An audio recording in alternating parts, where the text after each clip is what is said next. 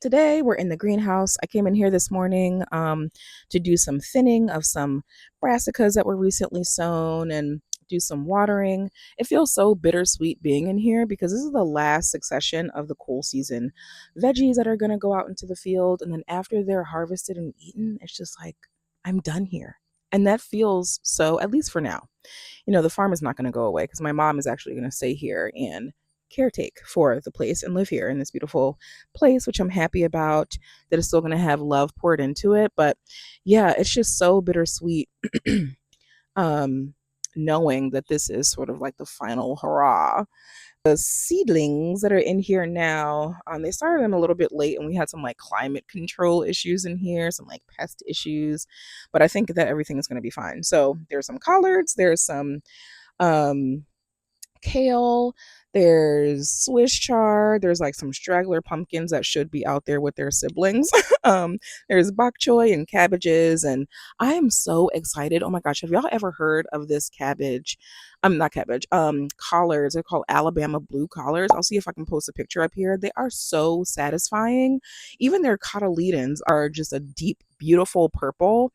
And yeah, they just have so many more antioxidants and anthocyanins in them than like their green collared counterparts. So, I'm going to be around here for that. But anyway, I just wanted to chat today. Something that's been on my mind of just this loneliness that I've been feeling, and how I'm trying to remind myself that it is so normal to feel lonely, and like why starting over can sometimes feel lonely before it gets exciting. Or maybe one day, 1 hour I'm feeling lonely, the next hour I'm like crazy excited, the next hour I have some stress, and then I talk myself down. And just that whole mental dance, like that's really what I'm so interested in documenting on this channel, of just like what it really looks like to make some drastic changes in your life, and whatever that looks like for you.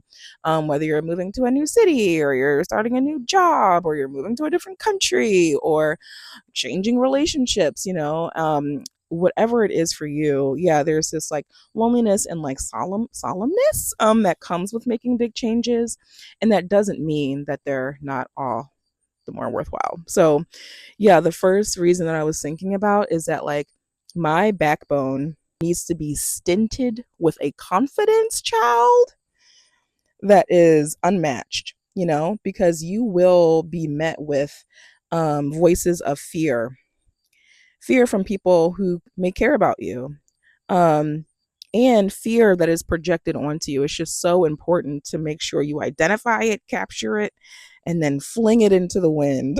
um, and your backbone just has to be really strong to say like, no, I'm 10 toes down.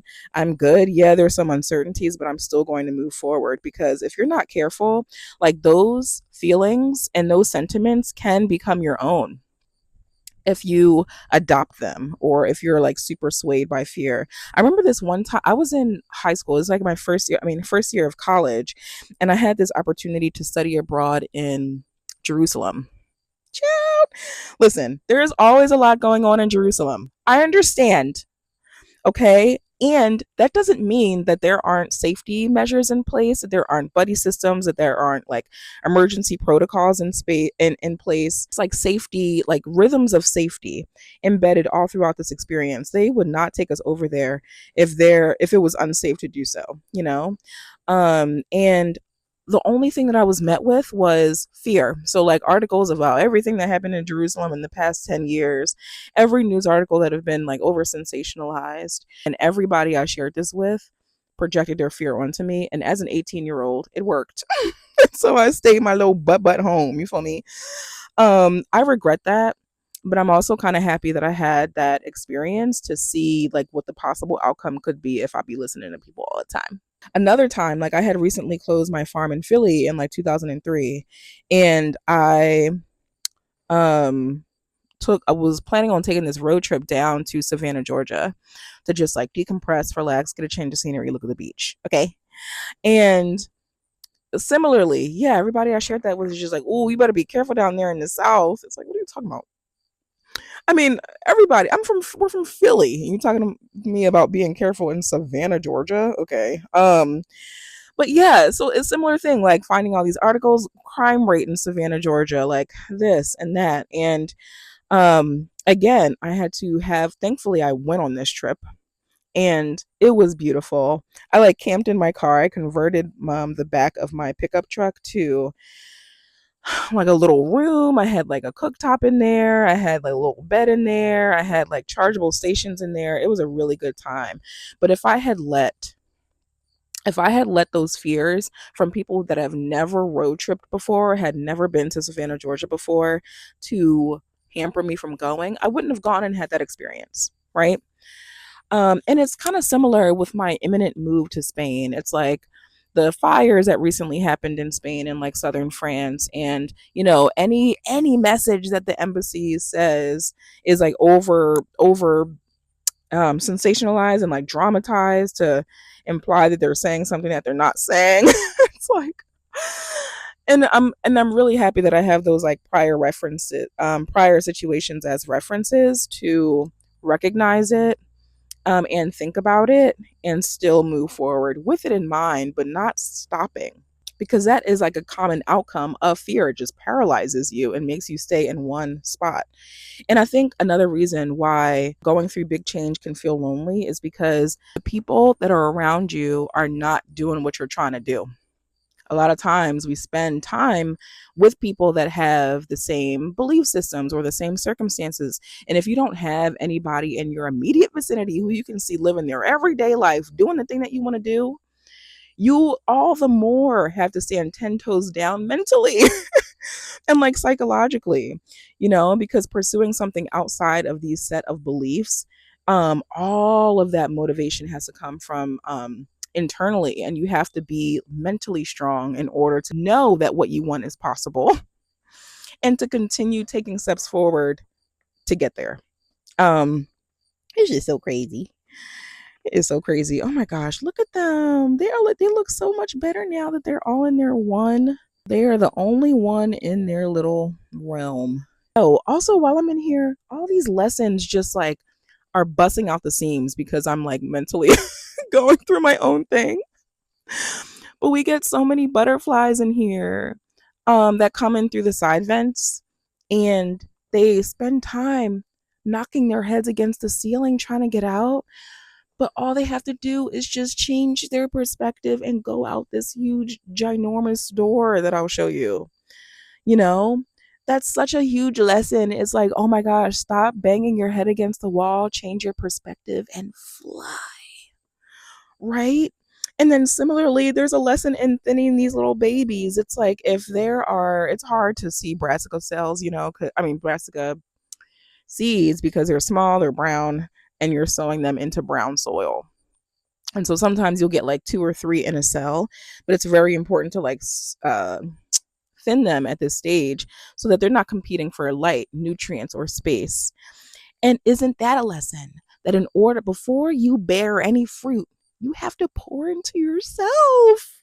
You can't be sharing this resource, sharing that, getting torn down, because the ones that do end up growing together and competing for all those nutrients and resources are so weak, and they end up each not yielding anywhere near the yield that would come from a seed who got a good start. So many lessons in here. Anyway, it's just so crazy spending time in nature because, like, the lessons abound. But yeah, the last reason that I was thinking about is that, like, you have to talk yourself out of funks and discouragement. The soothing comfort that could come from a person who has not gone through what you're trying to go through or doesn't know intimately what you are going through can only go but so far. So you have to be your own cheerleader, with all the ups and downs that come. And that has to be enough until you surround yourself with your people. you know, it has to be enough until you surround yourself with your people. It's like maybe coming out of that funk is developing a plan B full of details that only you are familiar enough with to ponder and like brainstorm. Um, and that is very lonely because like you're in the middle of figuring everything out and you don't have anybody to help you like problem solve, like realistically problem solve, instead of just like talking very broadly about the intricacies of your big change. And that can be exhausting. But also, it just shows you how confident and like competent and able you are to like navigate through the change all the more. I love the process of seeing people like question their mental frameworks and like rediscover their voices and their desires. And like, it's no easy feat, but it's so worth it to like just demonstrate that what you want is possible to yourself and also to other people. Loneliness can be temporary, but like to what end? To such a beautiful end. So if you're feeling that, keep going. This is also a message to myself, sort of like a video diary today. Keep going, Jesse. Keep going because the payoff will be huge. Okay. I also want to like water these trees that are down here. Little baby trees are figs and pears. Um, we had leftovers from the spring, and that's one random watermelon that's growing, and some dead pecan trees. Fun. But yeah, we had leftover saplings from this spring, and we're like, oh yeah, let's just pot them up in some 1 and 2 gallons and plant them this fall. And so, yeah, the crew here is developing a plan for these figs, which is really exciting. And I think we're just going to offload some of the pears because we planted so many pear trees in the most ideal spots. And so, yeah. Okay, thanks for watching, everybody. I will see you tomorrow in this daily YouTube posting journey. Please share this with somebody who's going through a big change and may feel lonely. Maybe they won't feel so alone by the end. All right, bye, guys.